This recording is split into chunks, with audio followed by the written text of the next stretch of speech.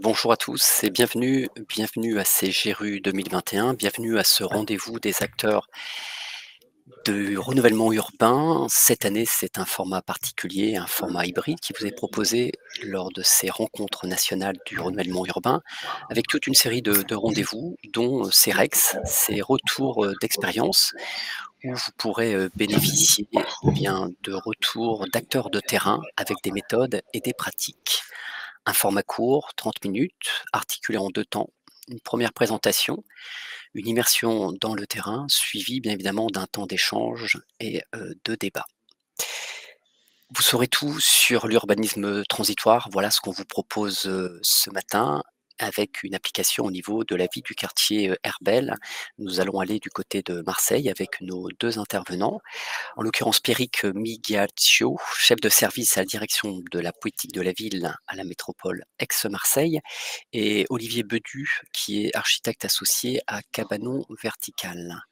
Avant de laisser la parole à nos 2 intervenants, quelques précisions pour faciliter ce déroulement de ce REX. Alors, n'hésitez pas à couper votre micro et si vous souhaitez prendre la parole, eh bien, je vous invite à le faire lors de temps qui sera réservé aux échanges, c'est-à-dire à la fin de la présentation. En revanche, vous pouvez tout au long de cet échange pouvoir intervenir via le chat. Je vous ai invité à le faire et nous prendrons en compte vos propositions, vos questions lors de ce chat. Voilà, Pierrick, bonjour. Bonjour Olivier. Alors on va commencer tout simplement par une petite définition sur ce qu'est l'urbanisme transitoire. C'est Olivier qui va nous faire cette définition. Donc bonjour à tous. Oui, donc petite présentation rapide. Donc ici, on va traiter ces questions d'urbanisme transitoire autour de l'espace public. Donc et plus effectivement en lien avec les projets de rénovation urbaine. Donc nous, notre définition un peu qu'on développe autour de cet urbanisme transitoire, c'est qu'on est sur un urbanisme participatif avant tout, qui va avoir pour but de mener, de mettre en place des petites actions, installations, petits aménagements qui permettent de reconsidérer l'espace public dans le projet urbain et d'alimenter la réflexion globale du projet urbain par ces différentes petites actions. Et la question ici est plutôt de mettre à contribution le temps long du projet plutôt que de l'occuper, en tout cas. Voilà pour cette définition. Merci. Voilà, donc ça permet de savoir de quoi on parle et puis bien on va poursuivre avec vous, Pierrick. Oui. Donc aujourd'hui, on vous propose de vous emmener dans le quartier d'Herbel, qui se situe donc à Marseille. C'est un quartier qui se situe à l'est de la commune, dans le 11e arrondissement. C'est un territoire politique de la ville, de la vallée de l'Yonne, qui est un secteur qui s'étend pour les personnes qui connaissent un peu la région de Marseille jusqu'à Aubagne. On vous présente aujourd'hui du coup un projet d'urbanisme transitoire sur un site à NPNRU, mais qui n'est pas pour nous une première expérience. Elle fait suite à plusieurs opérations qu'on a engagées plutôt sur la fin du premier programme de renouvellement urbain, mais aussi sur des QPV en dehors du PNRU, et qui fait suite aussi à un travail de formalisation qu'on a mené avec notamment Cabanon Vertical et tout un tas d'opérateurs pour élaborer un guide de bonne pratique autour de l'élaboration de ces projets d'urbanisme transitoire. Et tout ça nous amène aujourd'hui à vous présenter Herbel, parce que de notre point de vue, c'est une des opérations qui est la plus aboutie pour nous aujourd'hui, tant du point de vue de la démarche qu'on a mis en place, des réalisations qu'on peut observer aujourd'hui sur le quartier et de l'appropriation qu'en font les habitants et l'ensemble des parties prenantes de ce projet. Herbel, pour finir en 2 mots, c'est un QPV qui est composé essentiellement d'habitat social avec 3 bailleurs sociaux qui se répartissent 1200 logements, et c'est une petite ville, un petit village de 6000 habitants qui est inscrit dans le contrat de ville depuis plusieurs années. Voilà. Donc cette cité d'Herbel, donc là un peu en introduction, un plan qui est finalement un plan un peu abouti du projet qu'on a mis en place à la fin de la démarche. Donc on a travaillé sur la mise en valorisation de 5 lieux de convivialité. Je reviendrai un peu sur les éléments de la démarche plus tard.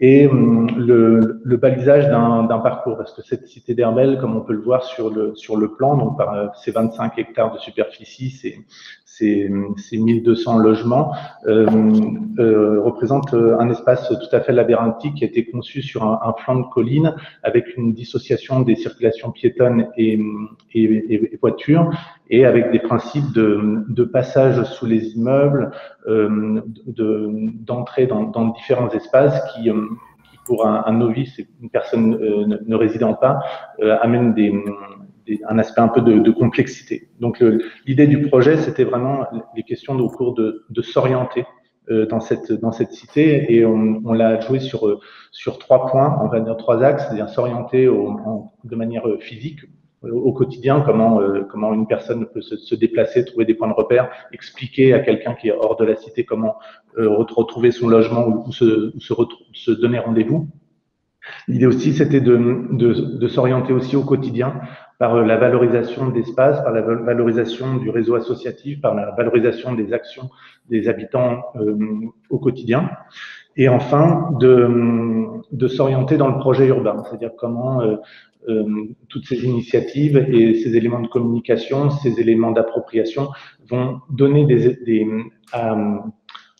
comme je disais au début, permettre de fournir des éléments de réflexion et d'information et de partage du projet urbain.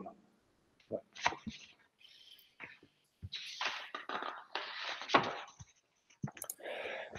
Donc, on vous a fait une petite frise parce qu'on pensait important de reprendre un petit peu tous ces éléments dans le temps. Donc, on le verra après en images. Mais donc, on a commencé ce projet en 2016 à l'invitation du centre social qui avait bénéficié d'un fonds participatif habitant. Donc, petit montant, on avait mené des petites actions de mobilier urbain avec l'ADAP 13, qui est une association qui fait de l'insertion en tout cas dans une bonne partie des Bouches-du-Rhône. Et à partir de ces premières actions, en voyant la capacité à transformer les espaces, à valoriser les usages et à rendre plus conviviaux certains usages, certains espaces, on avait enchaîné avec un travail de diagnostic autour financé par la métropole en fonctionnement, qui aboutit à la mise en place par le syndic de bailleurs, donc des 3 bailleurs, d'un dossier de demande de subvention d'investissement pour réaliser des aménagements transitoires. Et pour asseoir la démarche, MRU, donc Marseille Rénovation Urbaine, était venu fournir des éléments complémentaires de mission autour du travail de co-conception. Et donc là, on voit finalement avec toute une série de dispositifs de financement, surtout autour de subventions, on arrive à construire la démarche et de pouvoir faire donc un diagnostic partagé, la co-conception, et enfin donc en 2019 lancer la construction des différents projets. Et on vient fin de l'année dernière, on a redéposé un second dossier qui nous permet de penser à une deuxième phase de ce projet, plus en lien avec le projet de rénovation urbaine.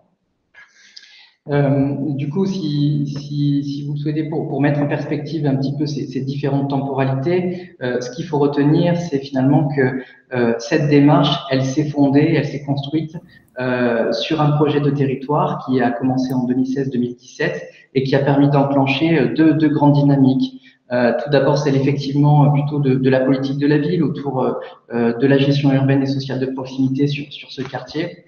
Et puis, dans la foulée, le lancement des premières réflexions liées au projet urbain, puisque ce quartier était inscrit dans le nouveau programme de renouvellement urbain. Et ces dynamiques-là ont permis, ces dynamiques collectives avec l'ensemble des acteurs, les habitants, les conseils citoyens, les bailleurs sociaux et toutes les parties prenantes de ce quartier, ont permis finalement de poser tout d'abord des enjeux partagés, comme le disait Olivier, autour des espaces publics avec leur forte potentialité et en même temps des usages qu'il fallait mieux prendre en compte, ont permis aussi de convenir, de croiser des enjeux avec l'ensemble de ces gens-là, notamment sur le fait qu'il fallait intervenir de manière assez rapide sur certains espaces pour pouvoir gérer l'attente et traiter le temps long d'un projet urbain qui allait s'étaler sur plusieurs années, tout en travaillant à remobiliser, à travailler et à co-construire tout cela avec les acteurs locaux du quartier. Et tout ça dans le but derrière d'avoir des objectifs partagés tout au long de cette démarche pour réactiver des espaces, valoriser certains autres et puis préfigurer ce qui serait fait par la suite peut-être de manière plus pérenne dans le cadre des aménagements définitifs du projet urbain. Alors un peu d'image un petit peu pour aussi montrer. Donc là, on est sur cette première phase qui a été initiée par le centre social, donc 2016. Donc c'était vraiment des toutes petites actions où avec des financements où on avait vraiment lancé avec des jeunes du quartier une réflexion autour d'un espace derrière le centre social qui était un espace très agréable où il y avait quand même déjà quelques usages mais peu de mobilier qui permettait vraiment d'identifier, de mettre en valeur ces usages. Et on avait créé comme ça des tables de pique-nique, des éléments d'assises avec un travail un petit peu sculptural. Et ce travail-là était vraiment c'est un travail à petite échelle, mais il a été vraiment fondateur dans le projet parce qu'il a permis vraiment de mettre en œuvre des choses sur place et de montrer qu'on peut réaliser des choses, que les choses peuvent être respectées. Et finalement, donc on a eu après donc tout un travail qui a suivi, qui était d'interroger, de rencontrer les habitants sur les déplacements, sur quels étaient dans cet espace de 25 hectares les lieux qui avaient vraiment du sens, où les gens avaient l'habitude de se rencontrer, et comme ça faire sur un principe aussi un petit peu d'acupuncture urbaine, d'identifier des points névralgiques, les mettre aussi en lien avec des déplacements, avec des équipements. Donc là, vous avez par exemple l'entrée, le premier à gauche, c'est sur l'entrée de la cité au nord, parce que il y a quelques années, le tram est arrivé à proximité de la cité d'Herbel. Donc ça a transformé aussi les habitudes dans des déplacements qui étaient plutôt liés au transport au bus, qui était en contrebas de la cité. Donc c'est voilà un petit lieu d'accueil et enfin donc voilà tous ces aménagements. Et enfin on avait une partie autour de la signalétique. Peut-être qu'on peut revenir 2 secondes encore sur l'image précédente. Pardon, merci. Ouais. Donc il était aussi question de mettre en valeur des parvis d'école avec les usages, les habitudes des enfants et des parents. Donc l'image en bas à gauche et aussi l'espace à l'extérieur d'équipements. Donc là on a l'ACLM qui est un centre de lecture et de vraiment travailler sur l'interface entre les espaces clos des associations et les espaces publics pour qu'il y ait vraiment un déploiement qui puisse s'opérer. Voilà, on passe. Merci. Et enfin, donc, tout ce travail sur la signalétique, non, on revient juste sur la précédente. Voilà, un travail sur la signalétique. Alors, c'était vraiment très important parce que, comme vous le voyez là, on n'était que dans des espaces où s'orienter et comprendre l'espace quand on vient pour la première fois dans cette cité était vraiment quelque chose d'assez anxiogène où on perdait très vite des notions de paysage.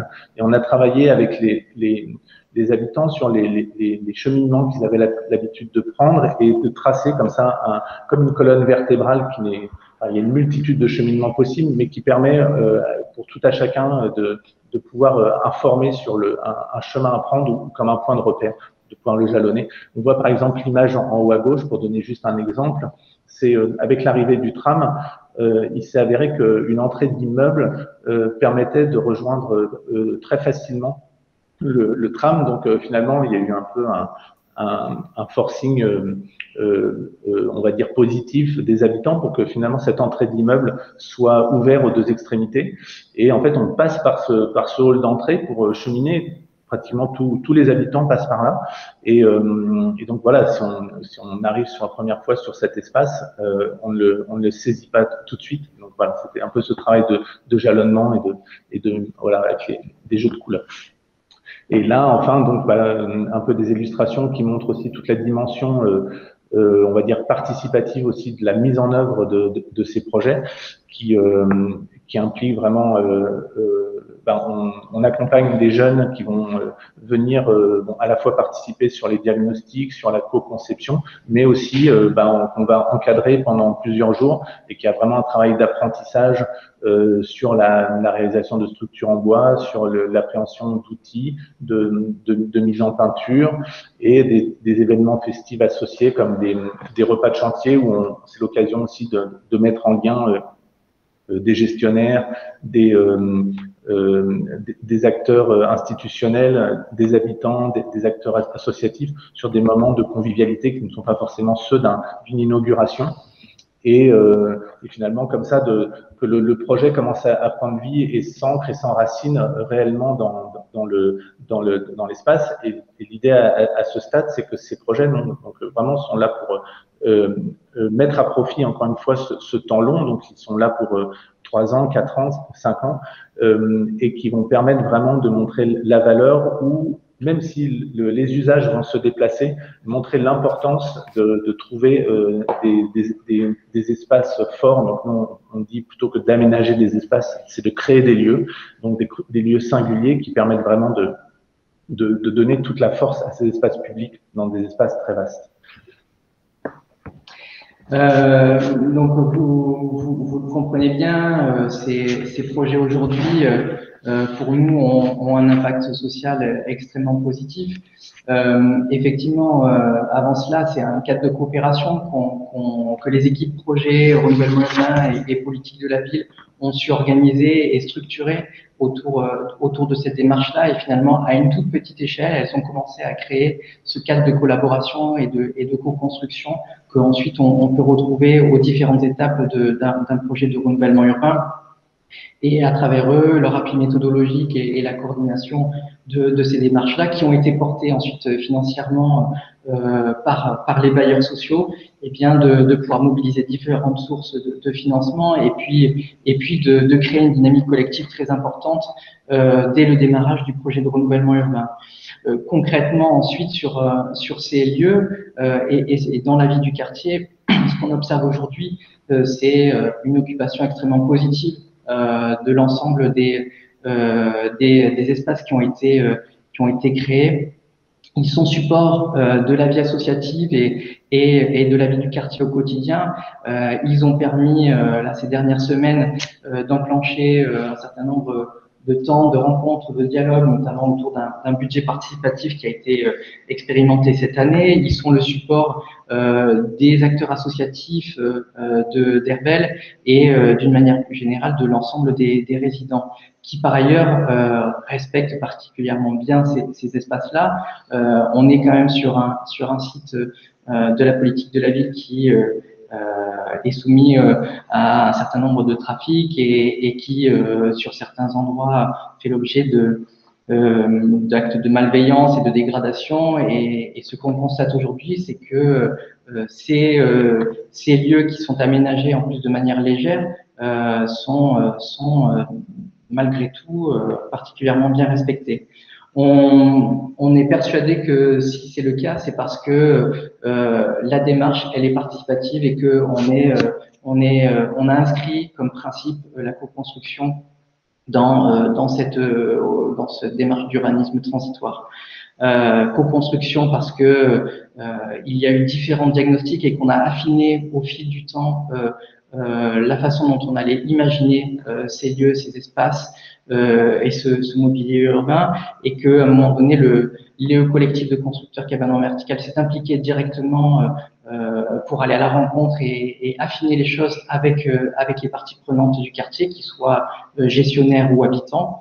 Parce que ils ont associé un certain nombre d'habitants et notamment les plus jeunes dans le cadre d'un chantier participatif avec effectivement l'association ADAPT 13 qui fait de la prévention et de l'insertion, et puis parce que on continue derrière à animer ces espaces-là à travers tout un tas d'événements et d'actions.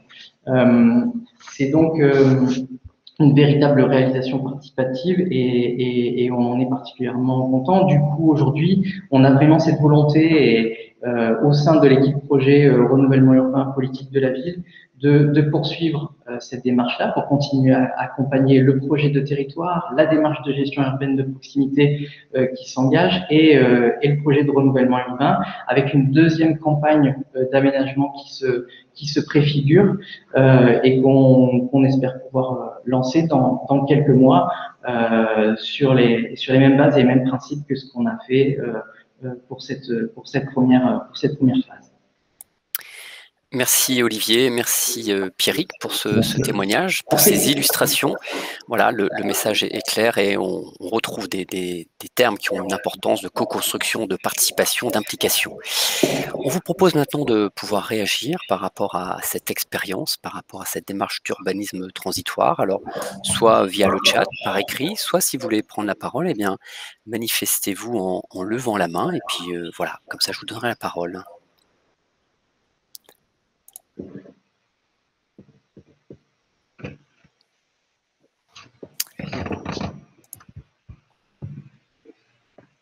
Alors, le temps que quelqu'un puisse réagir et poser une question, Olivier, on crée des lieux, on n'aménage pas des espaces. Voilà, vous l'avez dit, vous l'avez même presque sous-entendu à 2 reprises, ça c'est vraiment le leitmotiv de ce projet, de l'urbanisme transitoire. Oui, effectivement, c'est vrai que l'idée, c'est de trouver, d'être sur des logiques vraiment d'espace très restreints, mais à forte valeur ajoutée. À la fois parce qu'ils ont déjà un ancrage dans les habitudes, les usages, et on est là dans les projets de rénovation urbaine, on est souvent sur des espaces publics qui ont été un peu figés dans le temps, qui ont eu une conception dans les années 60-70 et qui ont subi peu de transformations et finalement où les habitudes et les usages des habitants sont peu lisibles.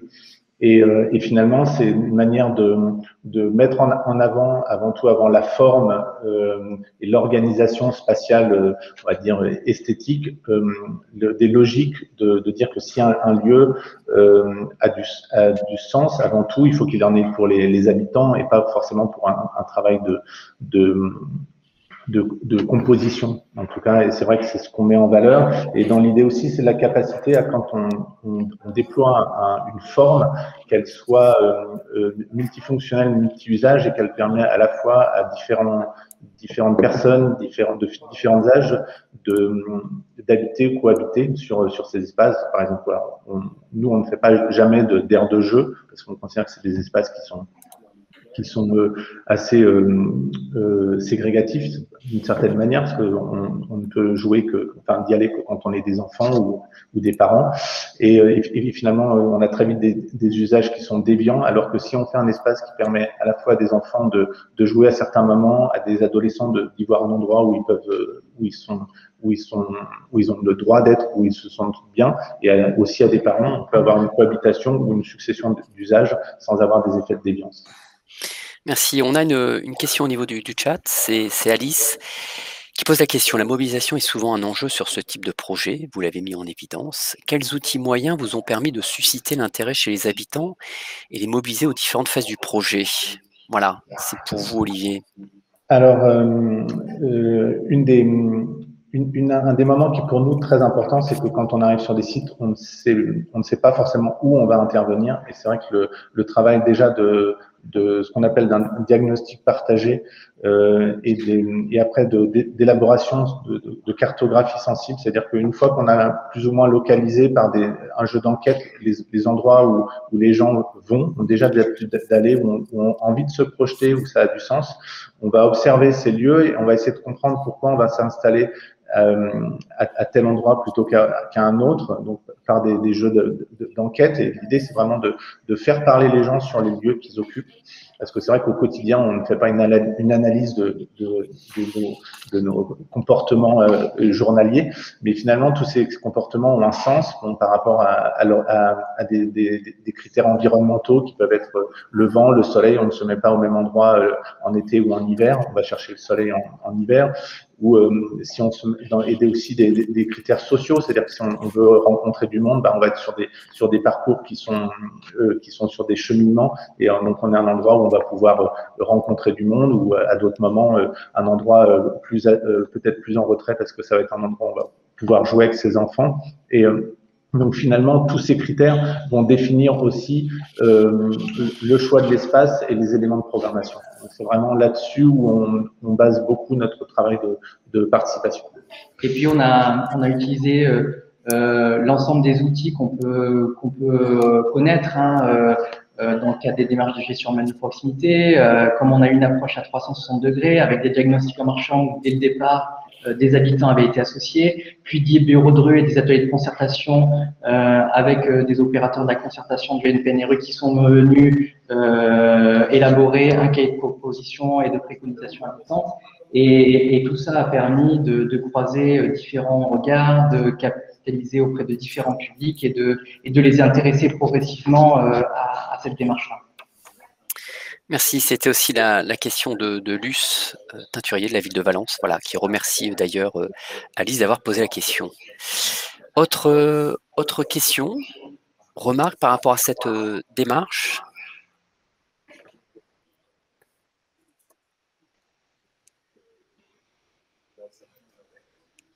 Bon, moi j'ai... Ah. Pierrick, j'ai envie de vous poser une question peut-être faussement naïve. Finalement, cette démarche, ça devrait être la règle dans tous les projets de rénovation urbaine. En tout cas, on essaie d'en faire la nôtre pour ce qui est des territoires métropolitains sur Aix-Marseille, effectivement, puisque au fil des expériences et des démarches que l'on mène, on se rend compte de l'intérêt que portent les acteurs locaux à ces projets-là, parce que ça leur permet de s'impliquer de différentes manières à la vie de leur quartier, au processus de construction d'un projet urbain, et que ça crée des espaces de dialogue et d'échange qui sont souvent plutôt apaisés et qui génèrent du consensus parce que tout le monde a envie finalement de se retrouver dans des espaces conviviaux, agréables, et donc parfois dans des temps sur des projets urbains où parfois on génère des tensions parce que c'est obligé et parce que on peut pas toujours faire des projets qui conviennent à tout le monde. À travers ce type de démarche, finalement, on essaie et on arrive à créer des moments où les gens arrivent à se rencontrer, à dialoguer, à discuter et à faire des choses ensemble. Voilà. Merci. Alors, merci. Une dernière question. Il nous reste 2 minutes 30 pour être très précis. Une question d'Alice. Les aménagements légers réalisés vont-ils être pérennisés dans le prochain NPNRU et le futur aménagement du quartier? Voilà. Oui, non. Alors en quelques mots. Les objets, pas forcément en tant que tels, mais ce qui est important, c'est que en révélant, montrant la force des usages, c'est plus que ça soit ça qui soit mis en valeur et qu'un aménagement à venir puisse se saisir de ce cahier des charges habitant par la réalité des usages pour définir un projet. Parce que c'est vrai que quand on réalise ces aménagements transitoires, l'idée c'est aussi le droit à l'erreur. Donc on est sur des formes qui sont effectivement, comme vous précisez, légères, donc peuvent avoir une durée de vie de 3, 4, 5 ans, mais guère au-delà. Merci. Alors, je vais devoir conclure ce REC. Alors, il y a une dernière question je te la citer, de la part de Pascal Delan de la mairie d'Avignon. Ces aménagements ont-ils été financés sur une ligne de crédit en rue en TFPB? Alors, je vous propose de ne pas vous acquiescer, Pierrick.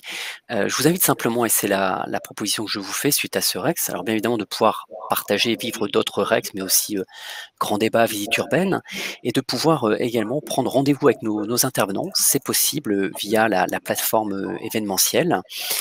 Et si vous voulez poursuivre aussi les échanges et découvrir Cabanon Vertical, je vous invite aussi à vous connecter demain de 9 h à 13 h 30. Voilà, vous pourrez retrouver Olivier et Pierrick sur le stand des structures innovantes. Il me reste à vous remercier tous les deux, Olivier et Pierrick, pour votre présentation, de nous avoir fait partager cette initiative. Vous remerciez aussi, vous, participants, par rapport à votre présence et aussi vos réactions. Et je vous souhaite une bonne journée et à très bientôt. Merci à tous. Merci beaucoup. Au revoir. Au revoir.